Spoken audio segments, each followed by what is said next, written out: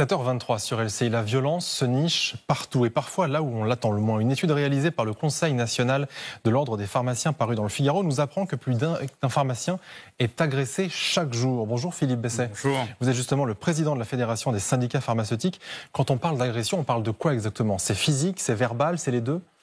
On parle de choses qui sont assez différentes. Les pharmaciens sont pris pour cible dans un certain nombre de cas. Et en 2023, ça a été particulièrement frappant. On a eu en juin 23, vous vous souvenez, les émeutes avec des pharmacies complètement détruites, rasées, à Montargis, Montataire. Plus que les autres commerces, selon vous? Oui, enfin plus que les autres commerces. Les buralistes ont été également touchés, mais oui, parce qu'en fait, ce sont des cibles.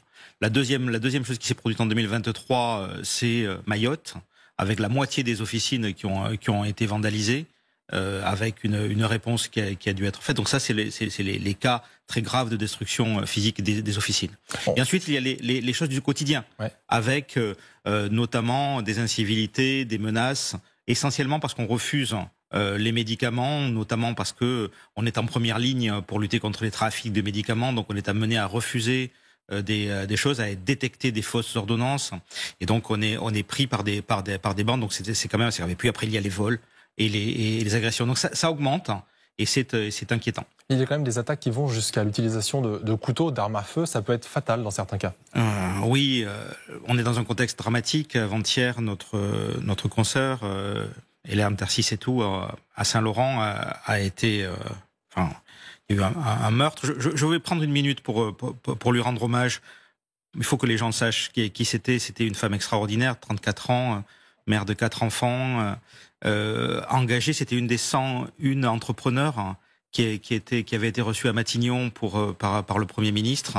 Elle était pompier volontaire. Elle avait fait une association qui allait vers les autres, pour que tout le monde ait une voix. Et c'est quelqu'un qui est sans domicile fixe, c'est-à-dire quelqu'un dont elle avait fait la mission d'aider, qui l'a tué.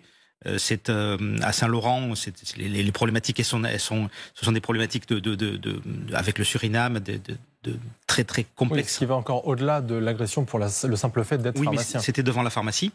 C'était devant la pharmacie qu'elle a été agressée, et c'était parce que c'était une personne engagée.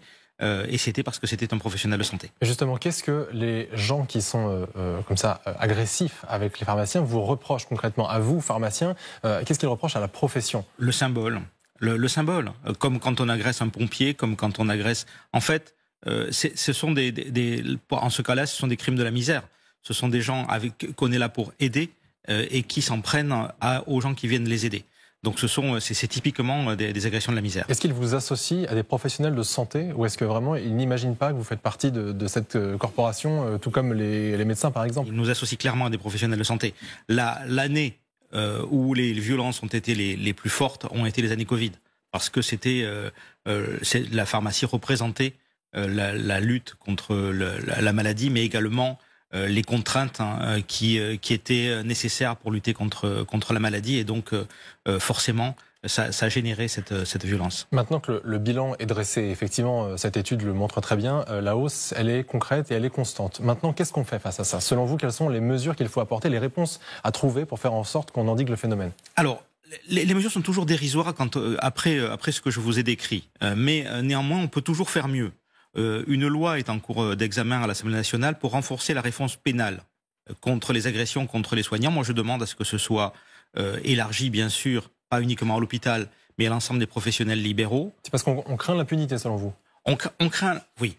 En fait, il faut renforcer la sanction pénale, et il faut nous autoriser, nous, organisations professionnelles, à appuyer et à porter plainte aux côtés des soignants agressés, comme on va autoriser les directeurs d'hôpitaux à porter plainte à la place des soignants.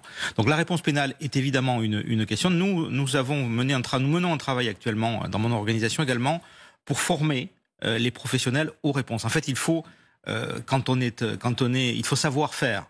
Quand on est agressé, quand on subit ces menaces, il faut avoir un certain nombre de consignes à respecter. Et ça, c'est de la formation. Et donc, malheureusement, on devrait se former à la santé, mais on va devoir aller dans ce champ de la formation à la réponse contre les agressions. Merci beaucoup, Philippe Besset, d'avoir été avec nous ce matin sur LCI. La météo, Daniela, tout de suite.